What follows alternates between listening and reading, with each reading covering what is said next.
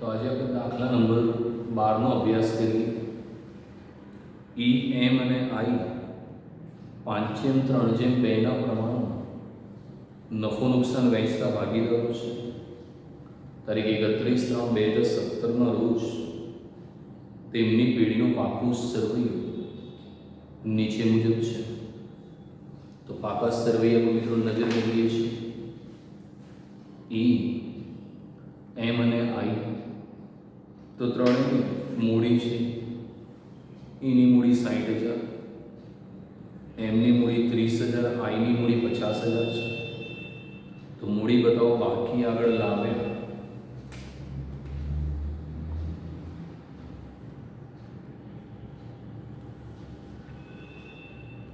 $60,000, 30,000 અને 50,000. અનામત ભંડોળ 50,000 છે. તે ભાગીદારને વહેંચી આપો 5:3:2ના પ્રમાણમાં. તો 50,000 છે અને 5:3:2 તો 25,000, 15,000 અને 10,000 થશે. તો અનામત ભંડોળ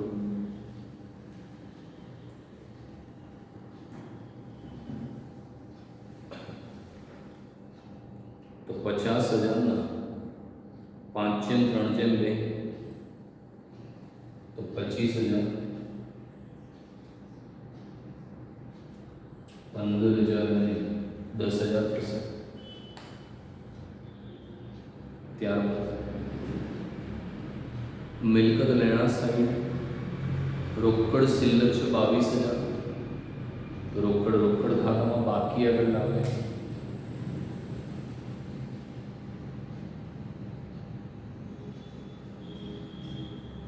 ₹22,000 છે. તારીખ 31/3/2017ના રોજ આઈ નિવૃત્ત થાય છે. નિવૃત્તિની શરતો નીચે મુજબ છે. આઈના નફાનો ભાગ ઈ અને એમ 2:3ના પ્રમાણમાં મેળવશે. હવે મિત્રો આઈ નિવૃત્ત થયો તો એનો હિસ્સો ખાલી પડશે. તો આઈના નફાનો ભાગ ઈ અને એમ વહેંચી લેશે 2:3ના પ્રમાણમાં. પેઢીની પાઘડીનું મૂલ્યાંકન 1 લાખ કરવામાં આવ્યું છે. તો મેઇન મુદ્દો પાઘડી જ હોય છે.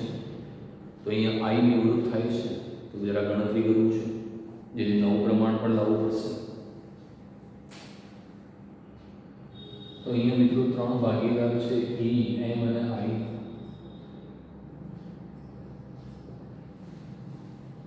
એમનું જે જૂનું પ્રમાણ છે એ 5:3:2.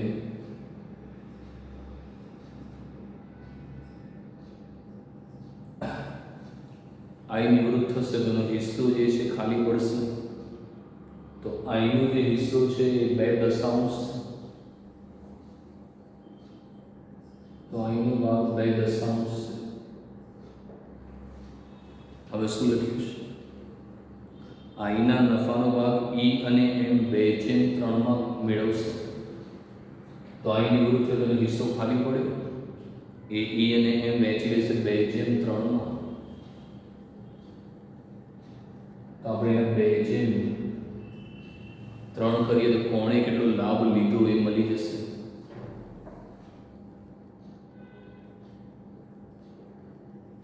તો ઈનો લાભ 2 દશાંશ ગુણ્યા 2 પંચમાંશ.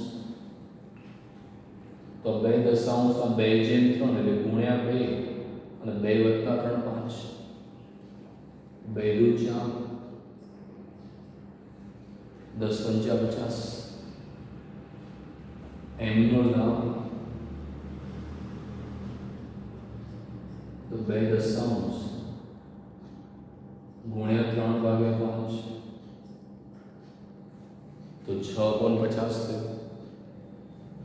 હવે જો નવું પ્રમાણ લાવવું છે તો જૂનામાં લાભ ઉમેરી દઈએ તો નવું મળે.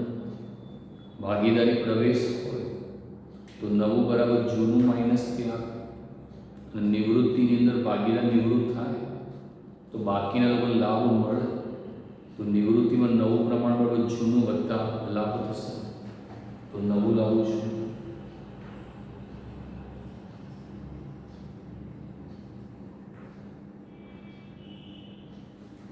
તો જૂનો વત્તા લાભ, તો એ છે એનું જે જૂનું છે 5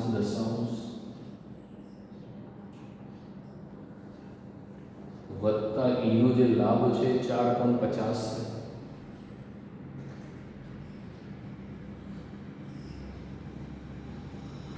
આપણે લસા નથી લેવું, ચોકડી ગુણાકાર કરી દઈએ. 50 ગુણ્યા 5 250, 10 ચોક 40, 500.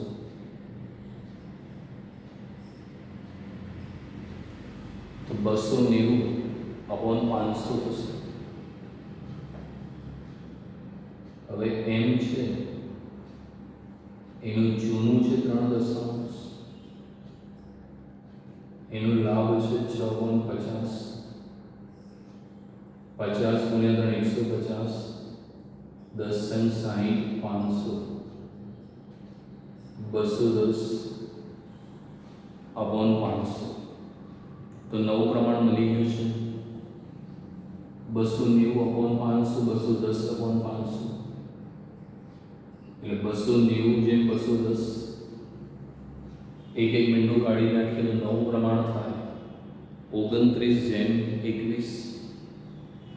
હવે પેઢીની પાઘડી છે 1 લાખ, પેઢીની પાઘડી 1 લાખ છે. હવે આઈ નિવૃત્ત થાય છે તો એના હિસ્સાની પાઘડી મળવી જોઈએ.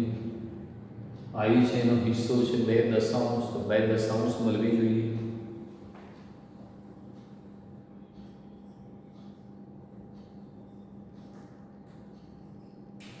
एक लाख ना 2 दशांश,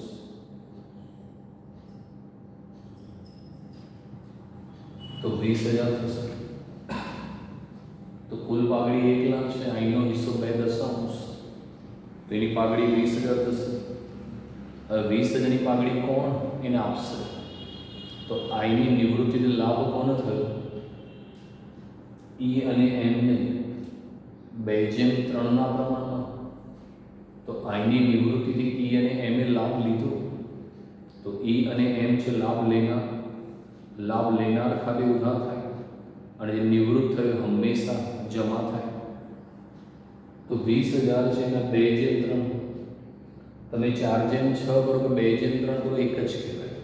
પણ અહીંયા સ્પષ્ટ લખેલું જ છે કે આઈનો નફા ભાગ ઈ અને એમ 2:3 મેળવશે. તો 20,000 2:3 કરી દઈએ તો થશે 8,000 અને 12,000. તો આઈની નિવૃત્તિથી ઈ અને એમનો લાભ થયો છે, તો લાભ લેનાર ખાતે ઉધાર.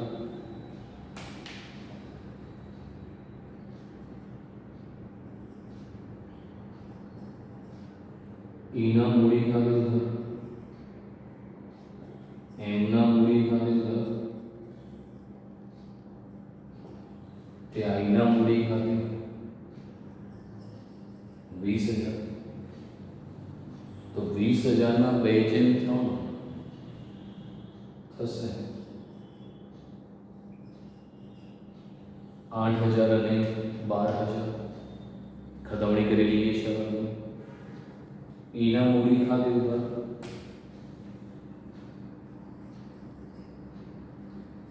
એમના મૂડી ખાતે ઉધાર, તે આઈના મૂડી ખાતે, અને આઈના મૂડી ખાતે જમા.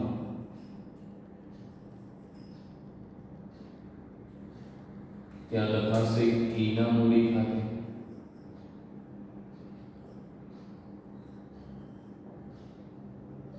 એમના મૂડી ખાતે. ચલો એના પછી દેવાદારો પર ગાલખાત અનામત 10%થી વધારવી. અહીં દેવાદાર પર ગાલખાત ગણવાની નથી, વધારવાની છે. સરવૈયામાં જુઓ, દેવાદાર 40,000 છે, એના 10% વધારવાના. તો 40 ના 10% કેટલા થાય? 4,000 વધારવાના. એટલે સરવૈયામાં ગાલખાત ગણવામાં 2,000 છે તો ખરી જ, બીજા 4,000 વધારવાના. તો દેવાદારો પર ગાલખાતમાં 10%થી વધારવી. દેવાદારો 40,000, એના 10%, 4,000 વધારવાની. તો જૂની 2,000, નવી 4,000 વધારી એટલે 6,000 થઈ જશે. તો ચલો કરી દઈએ છીએ મિત્રો.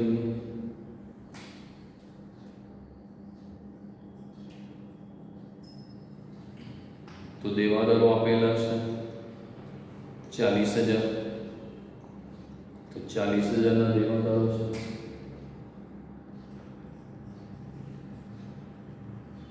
ગાલખાદ અનામત 6,000, 40માંથી 6 જાય તો 34,000. તો જૂની ગાલખાદ અનામત 2,000, નવી છે 6,000. તો ગાલખાદ અનામત 4,000 વધી અને ગાલખાદ અનામત 4,000 વધે એ ધંધાનું નુકસાન છે. તો નુકસાન આવી જશે પુનઃ મૂલ્યાંકનની ઉધાર બાજુ.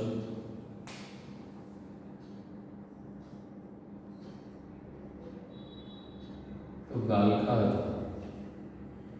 અનામત ખાતે 4,000. ત્યારબાદ છે મકાનની કિંમત 110% ગણવી. સરવૈયામાં જો મકાન 1,20,000, 1,20,000 તમે 110% કરો તો 1,32,000 થાય. તો જે મકાન 1,20,000નું હતું એની બજારમાં કિંમત 1,32,000 છે.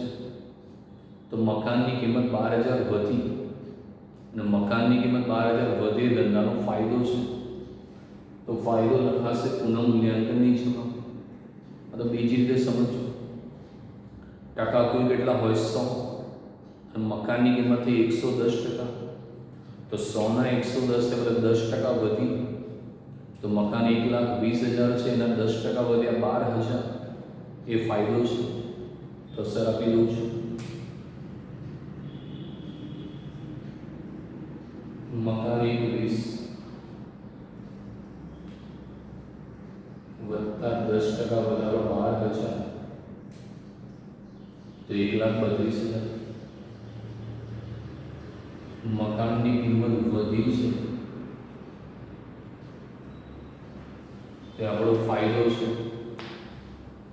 તો જે ફાયદો છે મિત્રો એ આવશે પુનઃ મૂલ્યાંકન ખાતાની જમા બાજુ. ત્યારબાદ છે યંત્રોની કિંમત 10% ઘટાડવી. આપણે યંત્રોની કિંમત 10% ઘટાડીએ. સરવૈયામાં જો યંત્રો 80,000ના છે, 80,000ના 10% કેટલા 8,000. તો યંત્રોની કિંમત 8,000 ઘટી એ ધંધાનું નુકસાન છે. તો નુકસાન આવશે પુનઃ મૂલ્યાંકનની ઉધાર બાજુ.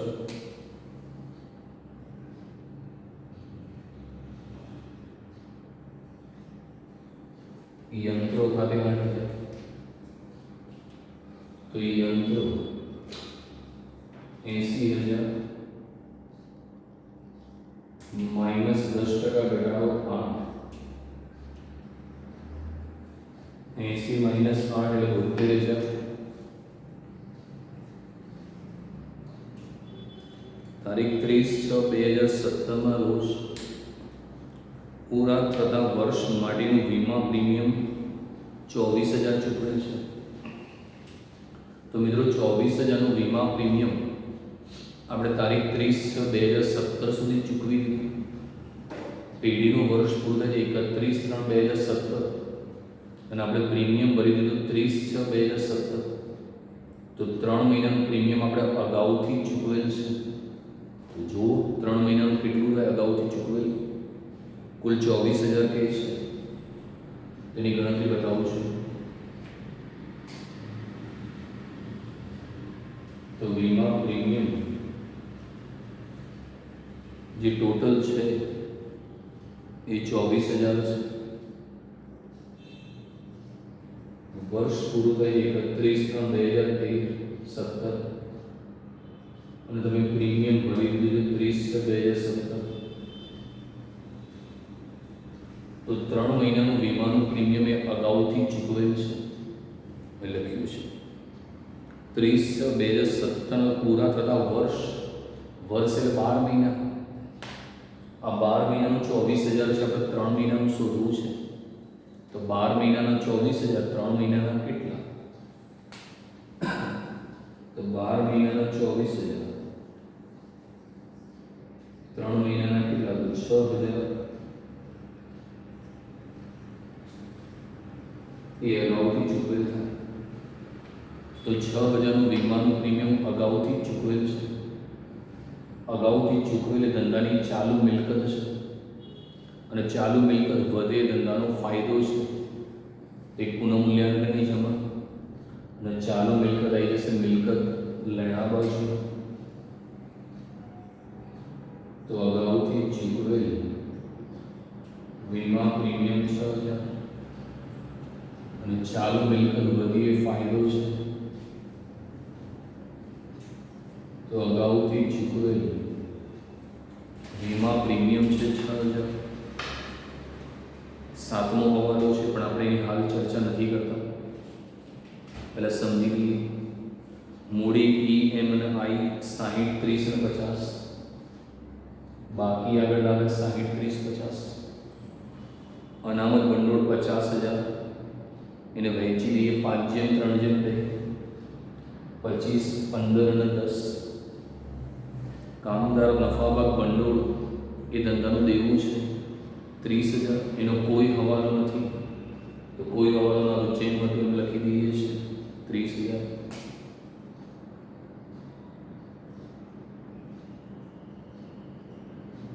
તો કામદાર નફાભાગ ભંડોળ 30,000. લેણદારો છે 70,000, એનો પણ કોઈ હવાલો નથી, તો એ પણ મૂડી દેવા બાજુ.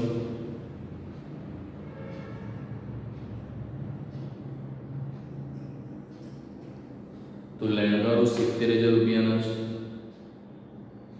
મિલકત સાઈડ મકાન 1,20,000. મકાનની કિંમત 110% ગણવી હતી, 10% વધારે. 1,20 વધારે 1,32. મકાનની કિંમત વધી, આપણો ફાયદો છે.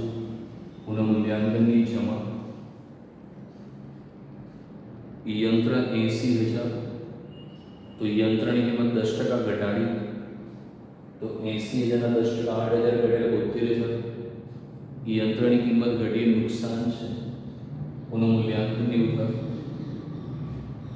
સ્ટોક છે 30,000, તો દાખલામાં કે મિત્રો સ્ટોકનો હવાલો નથી, તો મૂકી દઈએ એમ જ.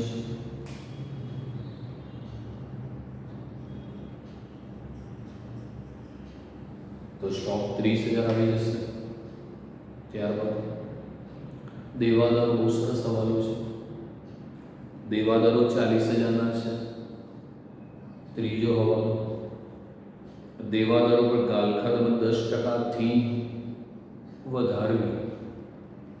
તો 40,000 દેવાદાર, 10% ગાલખાત અનામત વધારીએ, તો 40,000 10% 4,000 વધે, એટલે જૂની ગાલખાત 2,000 અને 4,000 વધી, તો 2 + 4 = 6,000. તો દેવાદારો 40, જૂની ગાલખાત 2,000 અને 4,000 વધી એટલે 6, 34. ગાલખાત અનામત 4,000 વધી એ ધંધાનું નુકસાન છે. પુનઃમૂલ્યાંકનની ઉધાર બાજુ 4,000. ત્યારબાદ રોકડ શિલ્લક. રોકડ આવી ગઈ છે, બાકી આગળ આવે 22,000. હવાલા બી સમજાવી દઉં ફરી એકવાર. આઈના નફાનો ભાગ E અને M 2:3 પ્રમાણ મેળવશે.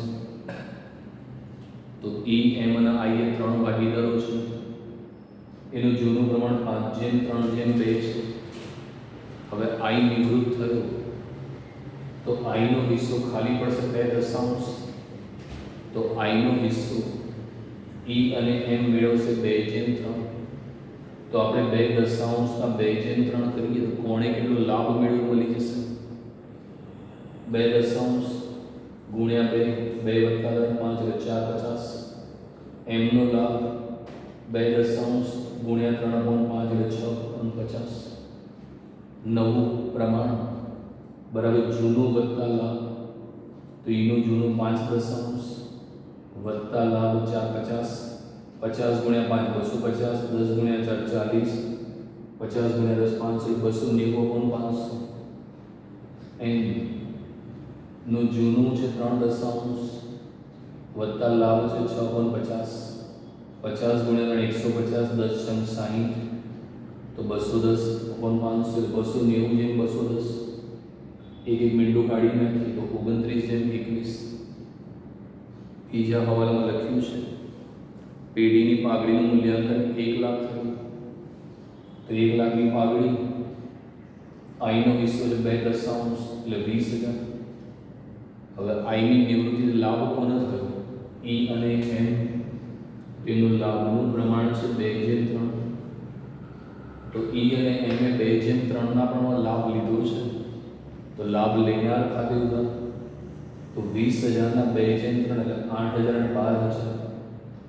ઈના મૂડી ખાતે ઉધાર, એમના મૂડી ખાતે ઉધાર એટલે આઈના મૂડી ખાતે. ઈના મૂડી ખાતે ઉધાર 8, એમના મૂડી ખાતે ઉધાર 12 એટલે આઈના મૂડી ખાતે, અને આઈના મૂડી ખાતે જમા. હવે છઠ્ઠો હવાલો, તારીખ 30/6/2017 રોજ પૂરા થતા વર્ષ માટે વીમા પ્રીમિયમ 24,000 ચૂકવેલ છે. તો આપણી પેઢીનું વર્ષ પૂરું છે 31/3 અને આપણે 24,000નું પ્રીમિયમ ચૂકવી લીધું 30/6 એટલે 3 મહિનાનું પ્રીમિયમ અગાઉથી ચૂકવેલ છે. આ 24,000 એ 12 મહિનાના છે. તો 12 મહિનાના 24,000, 3 મહિનાના કેટલા? તો 6,000 અગાઉથી ચૂકવેલ. અગાઉથી ચૂકવેલ આપણું લેણું કહેવાય, ચાલુ મિલકત કહેવાય. તો અગાઉથી ચૂકવેલ વીમા પ્રીમિયમ 6,000 અને ચાલુ મિલકત વધે એ ફાયદો છે. પુનઃમૂલ્યાંકનની જમા કરજો. હવે ખાતા બંધ કરીએ છીએ.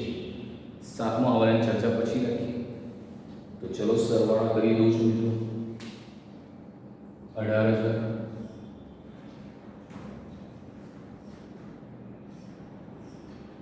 અહીંયા 18,000 લખતા વહેંચણી પાત્ર નફો, તો નફો આવી જશે 6,000.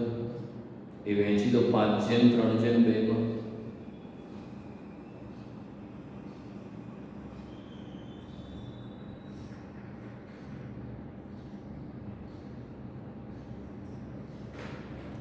$3,000, 1,800 ને 1,200.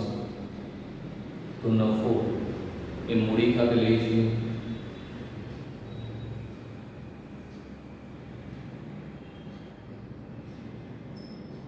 $3,000, 1,800 ને 1,200. હવે આઈ નિવૃત્ત થાય છે તેનું ખાતું બંધ કરીએ તો એની લેણી રકમ કેટલી છે મળી જશે. તો જરા જોજો શું લખ્યું છે. 7મા હવાલામાં લખ્યું છે આઈની નિવૃત્તિ બાદ ઈ અને એમ તેમની કુલ મૂડી 1 લાખ નવા નફા નુકસાનના પ્રમાણમાં, એની ચર્ચા પછી કરીએ છીએ. તો ચલો આઈનું ખાતું બંધ કરી દઉં છું મિત્રો. તો અહીંયા સરવાળો છે મિત્રો 81,200. તો અહીંયા આપણે 81,200 લખીએ તો આઈની લેણી રકમ 81,200 છે. હવે આઈની લેણી રકમ 81,200 છે. દાખલામાં કોઈ સૂચના નથી કે આઈની લેણી રકમનું શું કરવાનું. તો હંમેશા યાદ રાખવાનું, જો દાખલામાં નિવૃત્ત થતા ભાગીદારની કોઈ ચર્ચા ના કરી હોય તો એની લેણી રકમ પેઢીમાં લોન તરીકે રાખવાની. ચલો લોન તરીકે રાખી દઈએ છીએ આઈની લોન.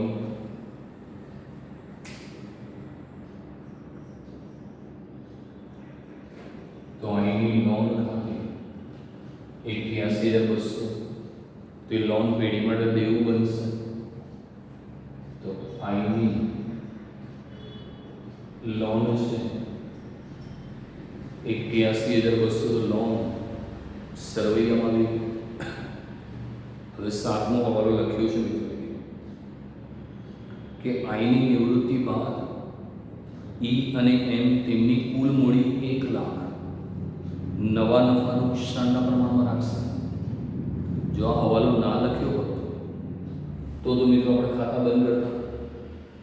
અહીં બાકી આગળ લઈ ગયા એ સરવૈયામાં લઈ જતા, રોકડ ખાતું બંધ કરતા અને રોકડ ખાતું લઈ ગયા, સરવૈયું મળી જાય એટલે દાખલો પૂરો. પણ અહીંયા એવું કહે છે કે આઈ નિવૃત્ત થાય છે પણ ઈ અને એમ કહે છે કે નવી જે પેઢી, નવી પેઢીનો મતલબ સમજ. જૂની પેઢી હતી એમાં 3 ભાગીદાર હતા ઈ, એમ અને આઈ. હવે આઈ નિવૃત્ત થયો એટલે નવી પેઢીમાં બે ભાગીદાર ઈ અને એમ. તો ઈ અને એમ કહે છે કે નવી જે પેઢી બને તો આપણા બંનેની કુલ મૂડી 1 લાખ રાખવાની એ નવા નફા નુકસાનના પ્રમાણમાં. તો 1 લાખ મૂડી તમારે રાખવી છે. નવું નફા નુકસાનનું પ્રમાણ એ આપણે ઓલરેડી શોધેલું જ છે. નવું નફા નુકસાનનું પ્રમાણ જૂનું વત્તા લાભ તો 29:21. તો ઈ અને એમ કહે છે કે આપણી મૂડી નવા પ્રમાણમાં, નવું પ્રમાણ છે 29:21 અને ઈ અને એમની કુલ મૂડી રાખવી છે 1 લાખ. તો 1 લાખના તમે 29:21 કરો તો બંનેની તમને નવી મૂડી મળી જશે. તો લાવી દઈએ છીએ મિત્રો. તો નવી મૂડી આપણે લાવી દઈએ મિત્રો. ઈ અને એમની નવી મૂડી 1 લાખ. નવું પ્રમાણ છે 29:21. તો 1 લાખના 29:21 કરવા પડે. તો એની નવી મૂડી 1 લાખ ગુણ્યા 29 ભાગ્યા 50 એટલે 58,000.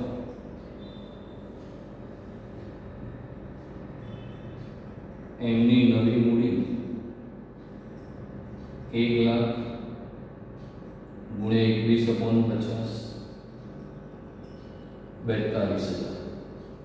તો ઈ અને એમની નવી મૂડી આવી ગઈ છે 1 લાખ. નવા પ્રમાણમાં 29:21 બાકી આગળ લઈ ગયા 58,000 અને 42,000. તેમની નવી મૂડી સરવૈયામાં E 58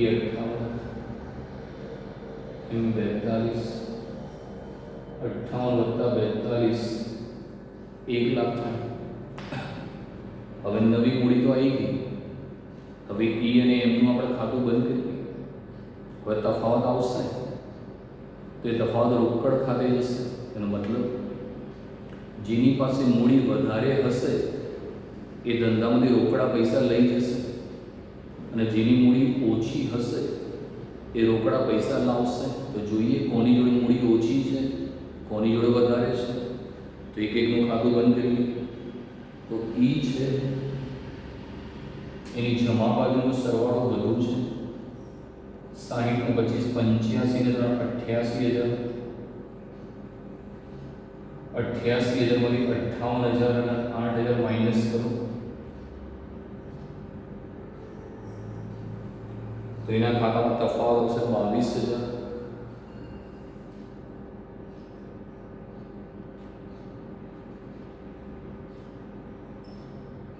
રોકડ ખાતે તો એની પાસે મૂડી વધારે છે કેમ કે એની જમા બાજુનો સરવાળો વધુ છે. અહીંયા 88 છે એમાંથી 8 અને 58 એટલે 22,000 એ રોકડા લઈ જશે. તો લખી રોકડ ખાતે. તો બીજી હશે રોકડ ખાતામાં આપી દેવી પડશે એના મૂડી ખાતે 22. ચલો હવે આપણે જોઈએ એમની પરિસ્થિતિ શું છે. મૂડી ઓછી છે તો વધુ છે. તો એમનો સરવાળો કરીએ તો ઉધાર બાજુ વધી જાય છે 12 અને 42 એટલે 54,000.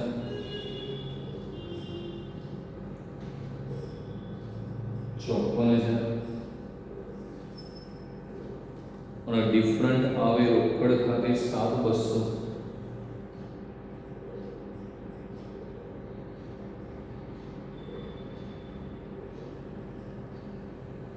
તો એમ છે એની ઉધાર બાજુનો સરવાળો વધુ છે એટલે મૂડી ઓછી છે તો એ રોકડા લાવશે. ઉધાર બાજુ 54 વત્તા 7,200 લખી રોકડ ખાતે. તો રોકડ ખાતામાં ક્રોસ એન્ટ્રી એમના મૂડી ખાતે 7,200. ચલો ખાતું બંધ કરું તો અહીંયા 29,200 29,200 લખતા બાકી આગળ લઈ ગયા 7,200. તો રોકડ ખાતાની બાકી આગળ લઈ ગયા સરવૈયામાં, તો રોકડ છે 7,200. પાકા સરવૈયાનો ટોટલ મારી દઈએ.